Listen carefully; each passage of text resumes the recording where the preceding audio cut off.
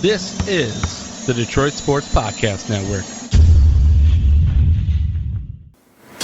What's up, Detroit sports fans? Welcome to the Fan Report, a show made by fans for fans, powered by the Detroit Sports Podcast Network. I'm Nick, and joining me today is Andrew's going to give us this week's topics. Well, it's trade deadline week in the NBA.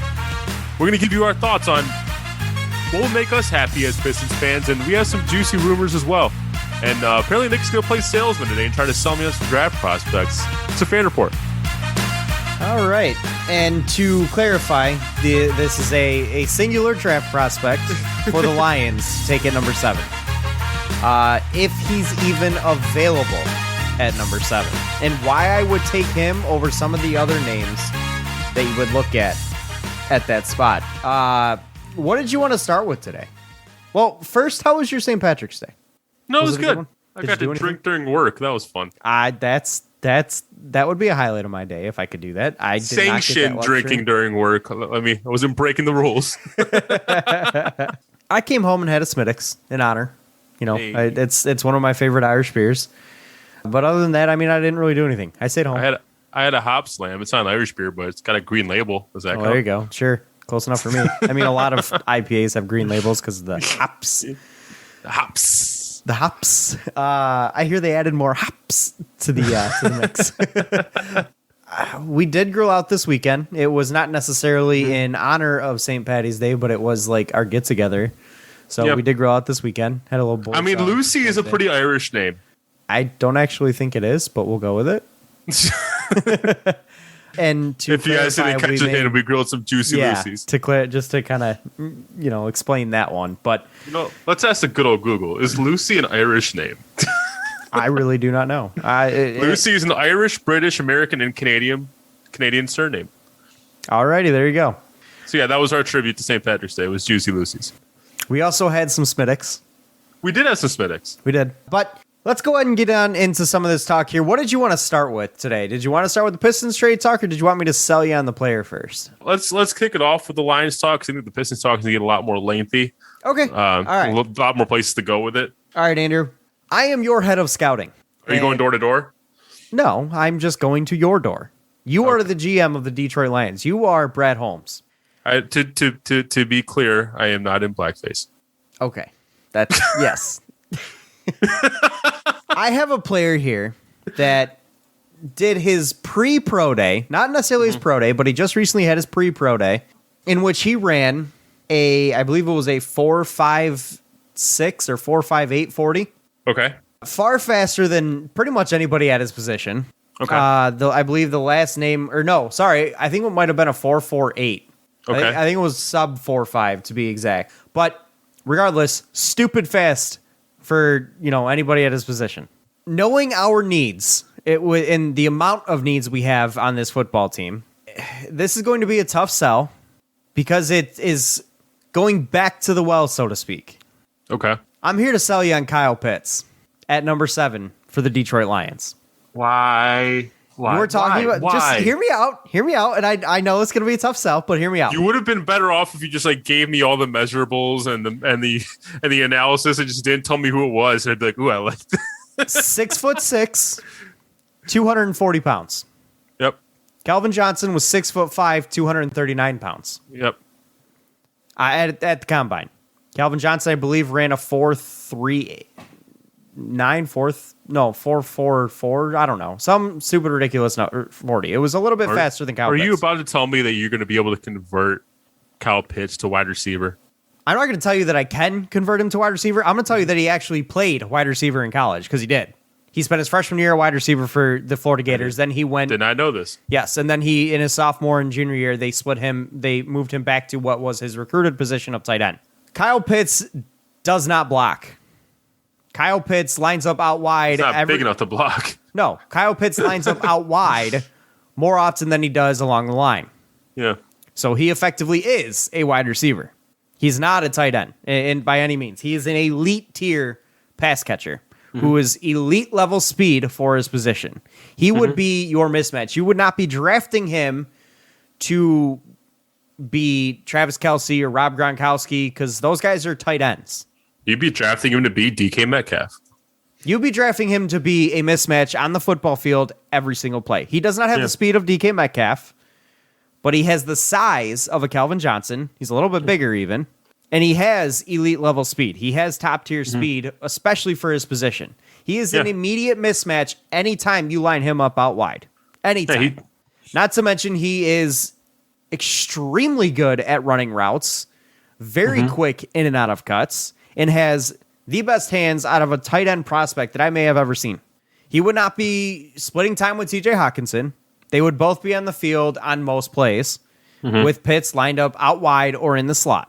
He effectively would be your go-to guy on third down. I know you have fond memories of Anquan Bolden seemingly being a lock on third down at getting those 11, 12-yard gains to get the first Everyone and their mama knew the ball was going to him, and they somehow could not stop 30-plus-year-old Anquan Bolden. Well, I'm telling you that, 21-year-old, 20-year-old Kyle Pitts is now your lock on third down and in the red zone. You need pass catchers on this football team, do you not? Yes, and the I would reason agree with I you take that you him need over guys like Devontae Smith and Jalen Waddle, well, for guys like Devontae Smith, the bloom is kind of off the rose a little bit in terms he's kind of fallen on some draft boards and some rankings. Still up there, but he's 160 pounds, and he admits to being 160 pounds. Way too small. Yeah, you're getting a guy here, Kyle Pitts. It's 80 pounds heavier. Yeah. You could be looking at with and Devontae has, Smith. 8 inches on him, too? You could be looking at with Devontae Smith as Marquise Brown 2.0. What's Hollywood Brown done? Nothing. I still feel like at least my personal jury is still out on Marquise Brown because I still think he could be a good receiver. Yeah, I still don't fully trust Lamar Jackson as a passer. I think Marquise Brown would be better with a different quarterback. Yes, I agree. But you also look at the history of the Detroit Lions when they took Calvin Johnson. They had taken 3 wide receivers in the first round of the draft in the previous, I believe, 5 years or 6 years. Mike Williams, baby. Charles Rodgers, Mike Williams, and I believe Roy Williams were the 3 names. They went back to the well and over Joe Thomas and got panned for it by taking Calvin Johnson. It was that. Why would you take another receiver? The other 3 didn't. You just recently spent all this draft capital on another receiver. Well, I'm here to tell you to do it on a tight end. But he's not a tight end. He's not. One of my all-time worst Lions takes was that draft. I was kind of tired of drafting receivers, and I wanted Jamarcus Russell because we needed a quarterback. Well, Jamarcus Russell was almost guaranteed to go number 1. I know. I was hoping that he'd fall. I was like, thank God that we didn't get Jamarcus Russell. Thank God for Al Davis and the Raiders. I personally believe, and now mind you, okay, I'm not going to say I personally believe because I do think that there is one other pass catcher in this draft that is more of an elite level prospect. That's Jamar Chase. I think Jamar Chase is the guy to go after as a pass catcher. I won't disagree with that. But I think Kyle Pitts potentially could be right up there with Jamar Chase in terms of the best pass catching talent in this draft. Mind you, it is deep. And Brad Holmes tends to find receivers later on in drafts, like, Cooper Kupp, and I believe he found him 2nd round, 3rd round. So may not be his MO, but knowing the needs you have and knowing the philosophy of the Lions have to have at number 7 in this draft is best player available. Yeah. Kyle Pitts very well could be that guy. And again, he is not a tight end. He's an elite level pass catcher. Not a wide receiver, not a tight end. He's kind of an in-betweeny where he's going to be your go-to guy in the red zone, your go-to guy on third down. And oh, by the way, he can stretch all over the field and come in and out of cuts, run any route you ask him to anywhere on the field. He could immediately be your number 1 pass catcher day 1. And you pair that alongside TJ Hawkinson, who's covering that? Name a defense that can stop a duo of Kyle Pitts and TJ Hawkinson. Because I can't. Here's the one thing I learned from your 2 things I learned from your sales pitch that I did not know about Kyle Pitts. 1, I did not know he was capable of running a 4.46 40.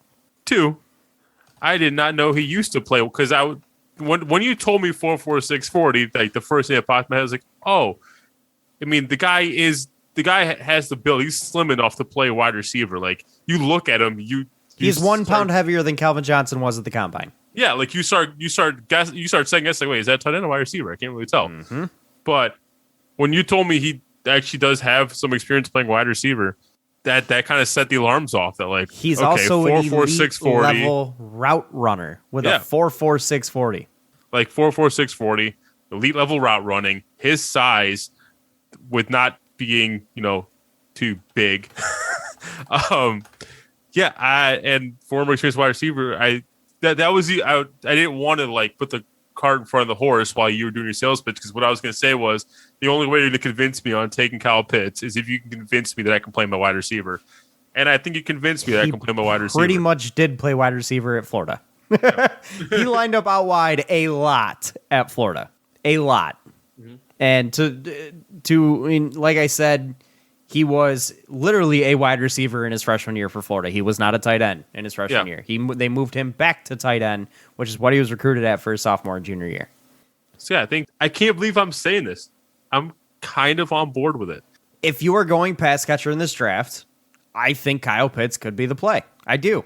And I probably will get screamed at by a lot of Lions fans for saying that. We need another Jamar tight Chase end. is still my top option. I probably still lean Jamar Chase as well. But also looking at it, But he may have surpassed Devontae Smith. though, you can still find a high-end wide receiver later on in this draft. You ain't getting a high-end tight end later on in this draft. So you want to run the Patriot way, 2 tight end, Aaron Hernandez and Gronkowski. It's different, though. I know it's different, I though. know neither of those guys had the Kyle Pitts type of skill set. Right. Those are both true tight ends. Right. Kyle Pitts is, again, he's not a tight end. He's not really a tight end. He's not really a wide receiver. He's just a guy that you tell him to run out onto the field, run a route, and he's going to run the best route you've ever seen. And oh, by the way, he's probably going to be wide open most of the time because he's always wide open. Someone that big is always open. You know how we said Calvin Johnson was a guy who's always open? Enter Kyle Pitts. That's what you get. I'm not saying he's going to put up Calvin Johnson type numbers or be as electric as Calvin Johnson. I'm just saying the intangibles are there. The athleticism is there. The route running is there. And the hands are there. The ability could be elite level with Kyle Pitts. And then you pair that with TJ Hawkinson out there. I don't know of a defense that has the personnel to stop that. I don't. Mm-hmm. Because it's not like we're talking about a situation where you have Travis Kelce and Tyreek Hill running on the field, which defenses already struggle with. No, we're talking about 2 guys that are 6'4" plus and 230 plus, 240 plus. Like, we're talking about 2 huge targets here. And like, you also think about it, like, I was trying to brainstorm in my head, like guys in the NFL right now that I would consider like almost wide receiver tight end hybrids. Like they're almost exclusively pass Vernon Davis was one of them. Tight ends. Right now, the one that popped in my head was Evan Ingram, and because like he doesn't do anything except for run routes and catch balls. Right. Like, they basically use him as a wide receiver. And I just wanted to look up just his measurables, and he's 6'3", 240. So Kyle Pitts has 3 inches on him and is still the same weight. Just to give you the idea of like how slim Kyle Pitts is compared to your average tight end. And also, Evan Ingram ran a 4.4 240, so the 40 times are very comparable. Yep. Mm-hmm. So you have the same type of speed with more height. And I'm pretty sure Kyle Pitts is regarded as a guy who runs better routes than Ingram does. Mm-hmm. And I'm pretty sure he's got better hands. Again, I don't like looking at the prospects in terms of pass catchers. I don't know if there is a better one out there that is more unguardable. Like he could be uncoverable for defenses. And then you pair that alongside TJ Hawkinson.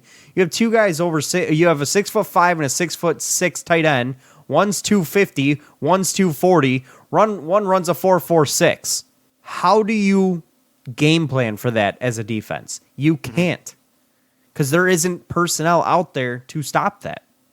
Not to mention, you'll probably have another wide receiver out there in Tyler Williams, who's also a deep threat. That sounds scary to me. Here's something interesting.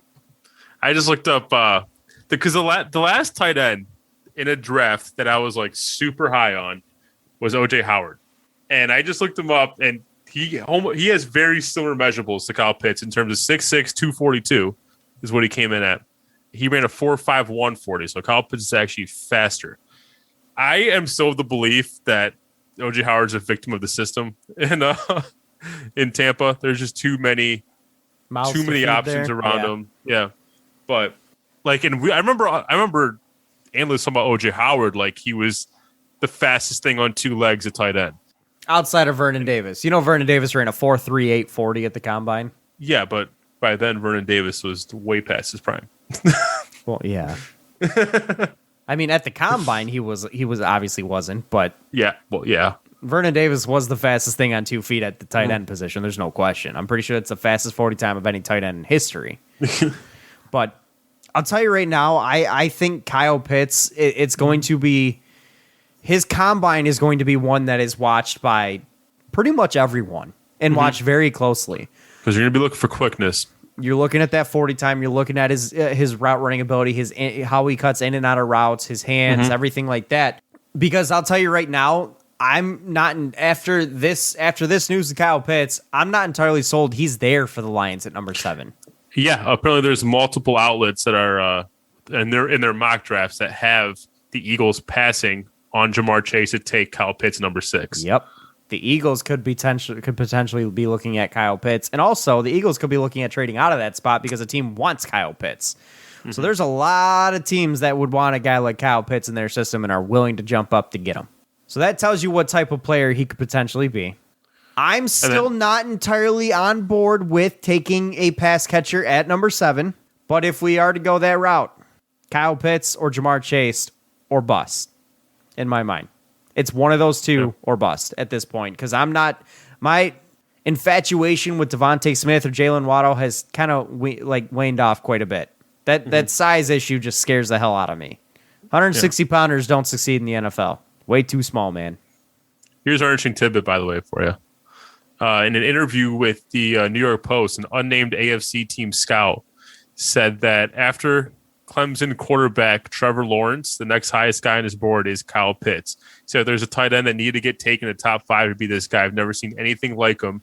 At any point in time, he's your best receiver and your best tight end, which kind of goes along with what we're saying. Exactly. I just have these visions of TJ Hawkinson and Kyle Pitts out on the field together and just it being totally unguardable. Like it's uncoverable, and it's touchdowns galore. It's first downs, it's yards, it's Jared Goff bringing back the Pro Bowl days. Because how do you stop it? I don't know. I can't think of a team in this league that has anything similar to that. I can't. No. I mean, you can argue to even the smallest degree Zach Ertz and Dallas Goedert, but neither of those guys have anywhere near the athleticism or the elite pass catching type abilities, wide receiver like abilities that Kyle Pitts has. Neither one of them.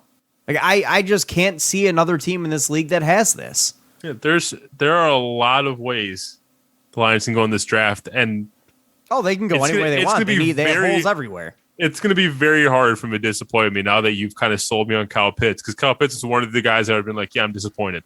But you kind of sold me on him. So now it's like there's very few picks they can make that would make me come out of the draft like, yeah, they completely messed this up. I did have a dream, however, that the Bengals passed on Penei Sewell and the Lions didn't take him. And then I was really mad. And I don't know why. Because I don't really I really like Penei Sewell, but I wouldn't be mad if we passed on him because there's other positions too that I think we could take care of. So. Oh, don't get me wrong. If Penei Sewell's there, I'd love it if the Lions took him. Like you said, the Lions can have so many different routes they could go that I'd be happy with them going just about anywhere. Like I'm almost at a point where like if they go quarterback, I'm almost like, damn, that's like the least sexy pick they could have taken. Like if we go Trey Lance at number 7, I'm almost like, okay, sweet, but at the same time, damn, I kind of wanted to know what we could have gotten there. So as of right now, the Lions probably, if they are looking at a guy like Micah Parsons' way, if they take Micah Parsons at 7 at this point, I'd probably be a little bit disappointed because he's fallen down into the mid-teens, early to mid-teens in a lot of draft boards. So I'd like to see the Lions trade back if they're going after a guy like Micah Parsons. Yeah, no, I'll agree. But at number 7, the fact that he's fallen has discouraged me because it was part of position in need. I liked what I saw on the field for him, and he was being taken right around our spot. I don't like us reaching when there's such a market for the quarterbacks at the top of this draft. So the fact that he has fallen down draft boards makes me say I'd probably be upset if we took him at 7 because I would feel like we could move back and get him. Exactly. With the quarterbacks that are up there, with the talent that's up there. Because, if Kyle Pitts goes in the top 5, there's a very good chance Penei Sewell drops to you at number 7. And if that happens, boom, home run. Your line is set at that point for the future. Or if Kyle Pitts is available, boom, your pass catcher's room just got a hell of a lot better. Jamar Chase, a hell of a lot better. There's a lot of routes the Lions can go at number 7 that I would be happy with, ecstatic with. There's not a lot they could do that would disappoint me unless they draft like Jelani Tavai at number 7. That would disappoint me. They draft Caleb Farley. Who? Or Patrick Surtain. Okay, yeah, that would disappoint me. I don't want to see another corner at number 7. I'm sitting here talking that I want a pass catcher, a tight end at 7, but I don't want a corner, and I definitely don't want a corner at number 7. I don't. With Justin Fields and Trey Lance on the board, the Lions take Mac Jones. I hate you. You might see windows break. I take a quarterback, sure, but you passed up 2 good ones. Don't get me wrong. I actually think Mac Jones has a chance to be really good in this league if he's put into the right situation because he is a really good pocket passer. He just needs that right situation to be able to be a pocket passer in this league. Yeah. And the amount of teams that are that right situation is dwindling with the way the game is changing. So, yeah. But he can still succeed, no question. Tom Brady still succeeds. Drew Brees, not counting his last year where he had a noodle for an arm and threw the ball like a kindergartner, he still succeeded. But I don't know, man. And credit to John Jansen from the 97 Won the Ticket morning show for selling him on me. You're selling me on him, you mean? Yes, selling me on him. That's what I meant. Hey, Kyle, I got this dude Nick Control back in the day. But I'd be happy with Kyle Pitts at number 7. I'd be excited because I want to see what that dude can do in this offense, and I want to see how good of a connection Jared Goff would have with him because I think it would be sweet. I think it would be exciting. Kyle, what next? Are you going to sell me on Pat Surtain, say we can play him at running back? Like, what are you going to do next? No, I'm not. I'm going to stay away from the cornerback position, or I will not do a defensive back at all. I don't like corner and I don't like safety. Okay. So at number 7, that's in all honesty, outside of kicker and punter, because obvious, those 2 really are the only positions you could grab that I would be disappointed in at number 7. A guard or a center, obviously, like that doesn't quite make sense because you don't take guys like that high unless they're just elite level, like Quentin Nelson type players. And I don't think there are any of those in this year's draft, so I don't think it's a worry. But outside of defensive back, I don't know what you could disappoint me too much at number 7 in this draft. Unless you went Michael Parsons at number 7 instead of trading back like that, yeah. I like the player. I just wouldn't like where we got him. Kind of like how Okuda was. Like, I liked the player. I just didn't like where we got him. And now I'm not even sure I like the player, so But I would love it if the Lions went Kyle Pitts. I would. So I sold you on a tight end at number 7 for the Lions. You son of a bitch. Score! All right, let's talk Pistons trade deadline here. So, again, much like the Lions, the Pistons are a team that it's going to be really hard for them to make a move that you're going to not like unless it's a move that either handicaps them or makes them better or ties up money for no reason. So I'm going to start off by giving you 3 trades off the bat. I'm going to have you pick one, and then we're going to go a few different directions with it after that. These trades are, again, just like last week, these are 3 trades courtesy of James Edwards at The Athletic. Your first trade is Mason Plumlee for Spencer Dinwiddie and a 2022 second.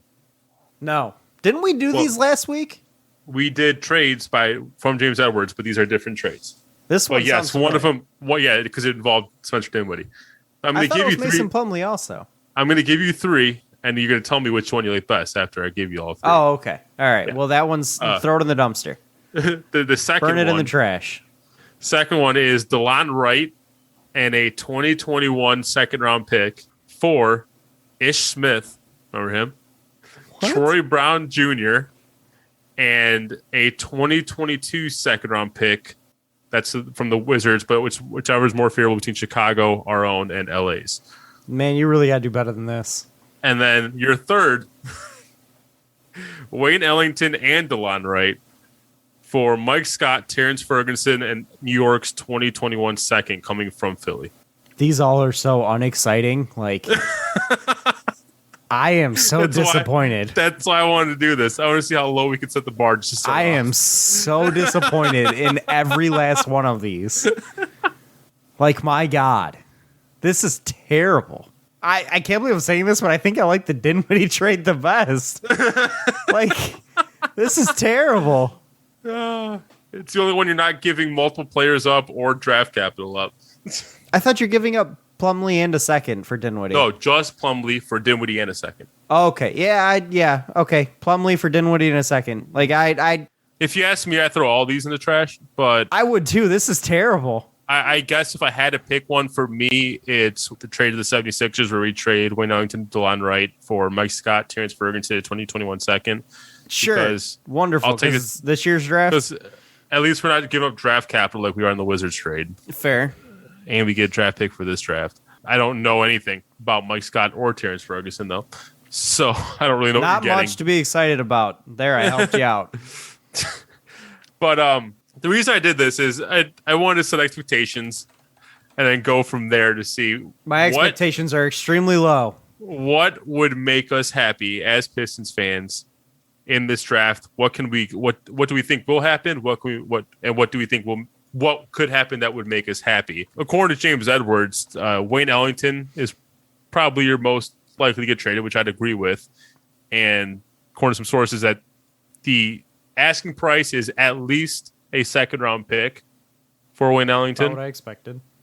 Teams have inquired about Jeremy Grant, and Detroit has reportedly received offers of multiple first-round picks per sources. However, it's unclear where those picks fall, if they're 2021, 2022 picks, if they are lottery picks or back of the first-round picks. That part is unclear. And, yeah, they've reportedly shown little interest in trading any of the rookies. I would hope not. I don't blame. I mean, we did hear about the Marvin Bagley. We did. Marvin Bagley for Sadiq Bey, which declined. I mean, depending on who you ask, you and I said the Kings are, trying to hit a Hail Mary from their own 20 to get that one. But I've talked to some other people that aren't attached to Detroit in any way or Pistons fans in any way who said that the Pistons are stupid for turning it down. So it depends on who you ask. I'm still saying Sadiq Bey is the better of the two. I actually got into a little bit of a good conversation with someone about Sadiq Bey.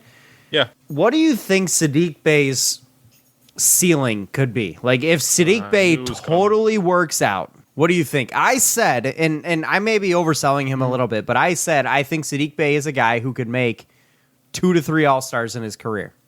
I was going to say, I think he's like a Robert Covington type. That's where I see him. Fair. Robert Covington is fair. That is someone you could argue. He, a top tier role player type who's coveted by pretty much everyone in the league. Yeah, top tier 3 and D guy. Do you think that there's potential to for him to make it somewhere?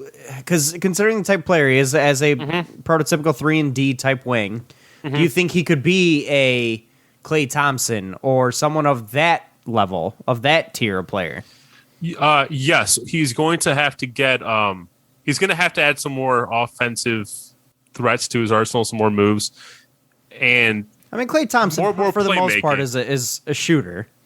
I mean, dude put up 28 points, taking a total of 9 dribbles. Yeah, but we're talking Klay Thompson here. I don't think Sadiq Bey is quite that level in terms of shit. If we're going to say he's going to shoot with the efficiency that Klay Thompson hits a 3 ball, then okay, yeah, I'll give you that. But I'm sticking on the assumption that he shoots about 37, 38%, maybe 39%. You'd look for him to add more playmaking. And if he can do that, I mean, the defense is there. Obviously, there's room for improvement. The defense is there. The 3 ball is there. If he can just become more of a playmaker, I do think he has an ability to become an all-star level player. But my bet is he maxes out just short of that, which is why I said someone like Robert Covington. Okay, fair enough. And I think that's a solid ceiling for a guy like Sadiq Bey to be more of like a Robert Covington. If he is able to develop a little bit of, or not a little bit, but a lot of playmaking ability as his career enters into his prime, I mean, could you see potentially what is the ceiling if he does develop that aspect of the game? Are we talking like a Jimmy Butler? I wasn't gonna bring this tweet up, but you're forcing it out of me. Yes, I like it. So James Edwards, he tweeted the other day. Hold on, I gotta pull it up. But this was after Saddiq Bey had that huge game, which he's had a few of those this year. That's the thing. Like, I look at games like that and I see that potential out of him where I'm like, okay, this dude could legit be a really good player if he threatens that every single night.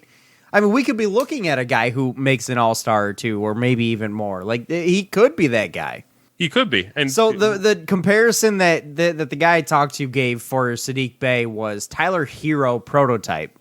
And I was like, they're not similar in any way. Like, sure, they both shoot the outside shot. They both, don't have a ton of shot creating ability, but at the same time, Saddiq Bey is different because one, he's capable of playing high level defense. Like you're talking about a guy who is a spot up shooter in Tyler Hero and a guy who is a 3-and-D wing in Saddiq Bey. Like, they're not the same prototype at all. Yeah. So I kind of shot that down real quick by saying their games are not the same in any way. Saddiq Bey is a lot different than Tyler Hero in a lot of ways, and defense in particular is the biggest. So here's the tweet. This is from James Edwards. He said, "I shouldn't say it. I won't say it.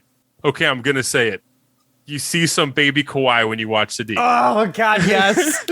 And then Amari Sankofa replied saying, "Chris Middleton's been my comp for him. Kawhi's more spicy though." And then James Edwards goes, "Yeah, Middleton was the one I hung my hat on too. I'm not saying he'll be Kawhi.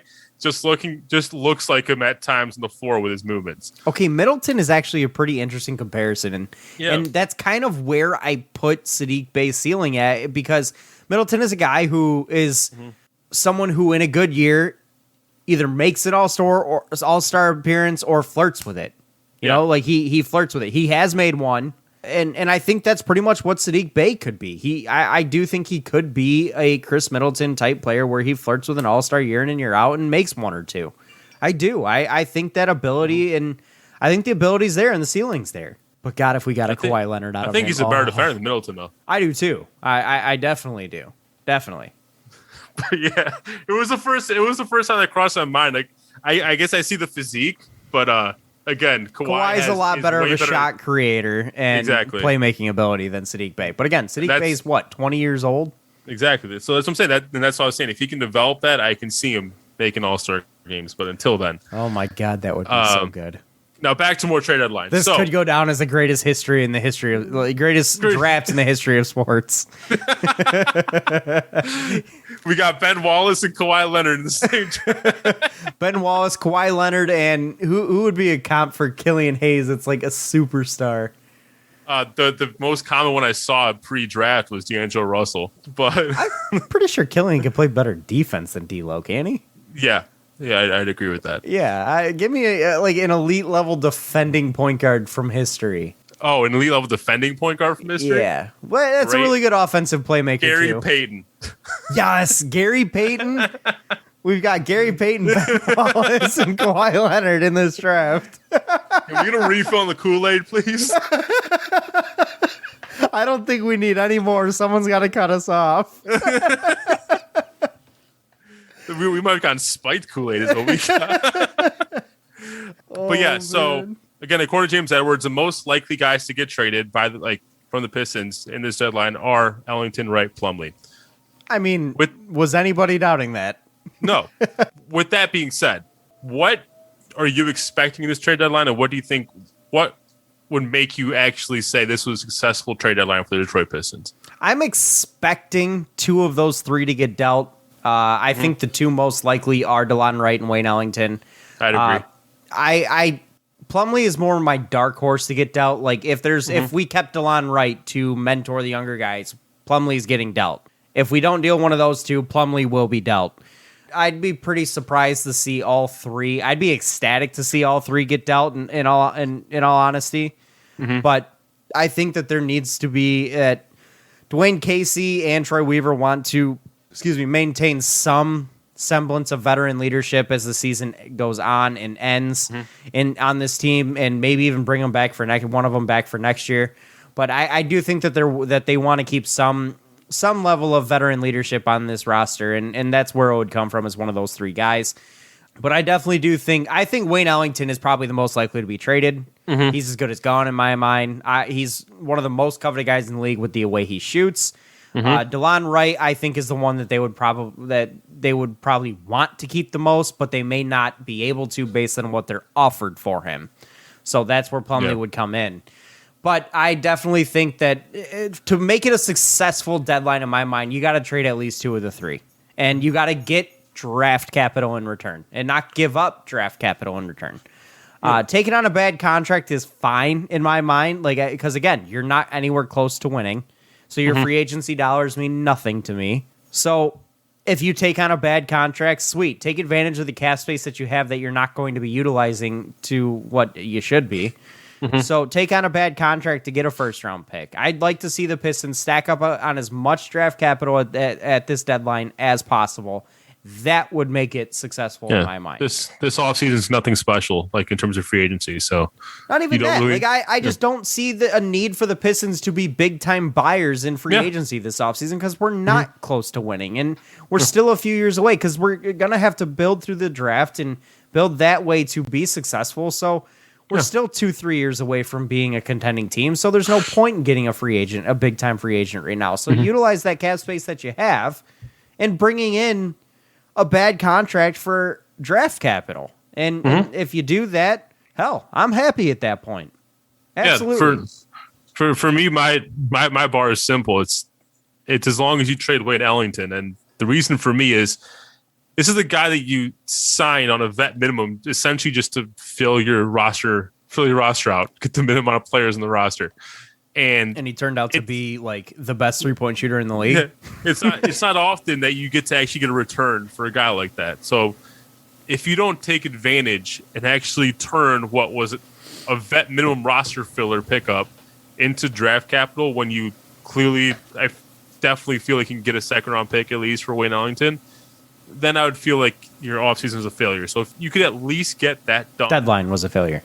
Your deadline was a failure. Sorry, deadline, yeah. If you can at least get that done, I'm cool. If you can get something for Wright or for Plumlee, that's a bonus. But that's the minimum amount you need to get done is get some draft capital for Wayne Ellington for me to be happy. I'll be honest with you. If all they did at the deadline was trade Wayne Ellington for a second-round pick, I think I might be a little bit disappointed. Really?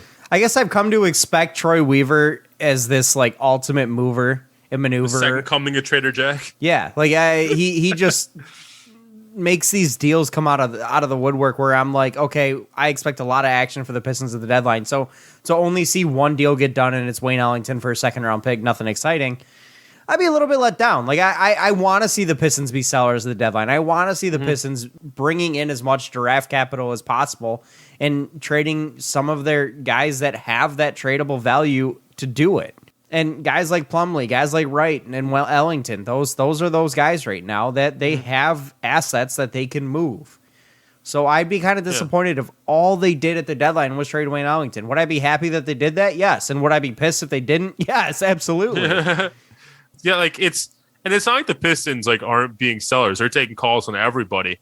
It's just I think their price is high. I mean, look at Jeremy Grant. Are you going to be upset? Right? I'm curious because I don't even know my answer on this right now. Is are you going to be upset if we're sitting on Jeremy Grant and we're being offered multiple first-round picks? Yes, which is what's being reported. I'm just going to go with my first reaction and say yes, I'll be disappointed. I'm probably going to change that answer several times as the week goes by, but because that's what we're looking at. If Jeremy Grant's not traded at this deadline, that means we likely turn down a trade-off that's offering at least 2 first-round picks. If that offer does come up. We don't know if that offer is going to come up. We don't know. Well, per sources from The Athletic, Detroit has received offers involving multiple first-round picks for Jeremy Grant. I'd be curious to see if those offers how protected they are. Yeah, it's unclear if any of those picks fall in the top 10. I mean, if we're talking 2 first-round picks 20 or later, you can go take a walk, Yeah. Exactly. I just like there was the rumor that Boston had offered too, and we were. I don't know if we discussed on the show or not. Unconfirmed. It was a I think rumor. we did. I think we did. But as of right now, if you tell me the Pistons are offered 2 first-round picks that are like lottery protected, yeah, I'd probably be disappointed. Or top 10 protected, or top 5 protected, I'd probably be a little bit disappointed. But I'd also be disappointed in the sense that, like, am I really though? Like, is because the old saying of 1 in the hand is better than 2 in the bush. That's what you have with Jeremy Grant. You have the 1 in the hand. We know what type of player he is now, and we don't technically. I don't even know that we know his ceiling yet. So I don't know. It's tough to say. Yeah, and I think it actually this kind of goes hand in hand. It's a different report, but it kind of goes hand in hand with what we're talking about. Is this Aaron Gordon news that it looks like both the Celtics and the Rockets have put offers on the table of 2 first-round picks, and that kind of corroborates that, okay, I guess the Celtics are shopping a first-round pick package, trying to get guys like Jeremy Grant, Aaron Gordon. The Rockets are the one that kind of surprises me. Yeah, the Rockets don't quite make sense. I think they're just trying to make Oladipo happy. Especially if it's a first-round pick this year. I think they're just trying to make Oladipo happy. Yeah, like, I do. Because, but didn't they say they're trying to trade him? Yes, I think that the offer that they're putting out for 2 first-round picks for Jeremy Grant is pre them saying that they're going to trade Oladipo. So... yeah, so that's what I'm wondering too. Is just like if that's what Aaron Gordon's commanding, I feel like if Aaron Gordon's commanding that, Jeremy Grant needs to beat that. Yeah, I'm telling you right now, right here, right now. You can call me a liar, you can call me an idiot all you want. Jeremy Grant's a better player than Aaron Gordon. Oh, I agree. I like Aaron Gordon. He's a fine player. Jeremy Grant's got more offensive ability. I think Aaron Gordon can be exciting. But there's a lot of sizzle and no steak with Aaron Gordon in my mind. And Jeremy Grant brings that steak. He brings the meat. Okay, don't. I'll hold back. But the Pistons have been linked to play. There was a report linking Aaron Gordon, but I don't think knowing what we know about Troy Weaver so far, I don't think he's going for that kind of price for Aaron Gordon. I have heard a report the Pistons will be buyers and sellers to the deadline, which I don't know what in the hell that means, but they're just gonna do everything. You know what it means in my mind? That we're going to be buyers of draft capital. Well, here's one potential buyer scenario: is Jeff Fisher, Booch Report, not the coach, has linked reports that Dallas, Boston, Minnesota, Atlanta, and Detroit have been linked to Norman Powell in trade discussions. Norman Powell kind of feels like a redundant player on this roster, if you ask me. Lie, though, I kind of like Norman Powell a lot, though. I do. I really like Norman Powell, but like he's like a better version of what you're getting out of guys like DeLon Wright. Like he's better. He's better. I'm not going to say that he's DeLon Wright. He's better than DeLon Wright, obviously, but again, he's turning 28 in a month, and like it's another case of doesn't make. Yes, he makes us better in the here and now, but does it make sense, 1, to be better immediately, and 2, does it make sense for our future to have him here? Like that's the thing. If we weren't at this stage we are right now, I'd probably be jumping all over this. So, the thing with Norman Powell is, if we do not like Spencer Dinwiddie for the reasons we've given of his age doesn't line up with our window and all that stuff, Norman Powell's wouldn't either. That's what I'm saying. Yeah. Like, because they're the same age. He's turning 28 in May. Right. They're the same age. So I don't know. Maybe Norman, I like Norman Powell a lot. I like him more than Spencer Dinwiddie, actually, quite a bit. Yep. But it really doesn't match up with what we want to do and what our window is, so to speak. It's just the complicated gray area of having these players that you like, but at the same time, and a trade that without a doubt makes you a better team in the here and now, but is that the best thing for the team? Right. Like it's that gray area that I do feel like a lot of fans struggle to navigate because a lot of people like instant gratification. That brings you back to the question of what do you do with a guy like Jeremy Grant if given offers on the table for him and attractive ones? Jeremy Grant makes you a better team right now, no question. But, if you have an opportunity to get the draft capital that you so desperately covet for him, how long is Jeremy Grant's window open for? He's quite, a few years younger than a guy like Norman Powell, no question. He's 26? I think 26, I think you're right, yeah. So he's a year younger than Norman Powell. So his window's a little bit... He just turned 27.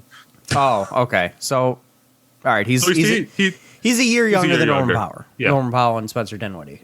So I mean, like, there is an extra year there, but again, though, when you are ready to win, you do need that veteran leadership on this team, and someone who's been in the system for a little bit kind of makes a difference. You know, it's someone who it's almost like, and I hate comparing the two eras, but it's like he would be, in terms of leadership and the mentor of things, the leader of the scenario, he would be the Ben Wallace of the future winning of this franchise, you know, of this era.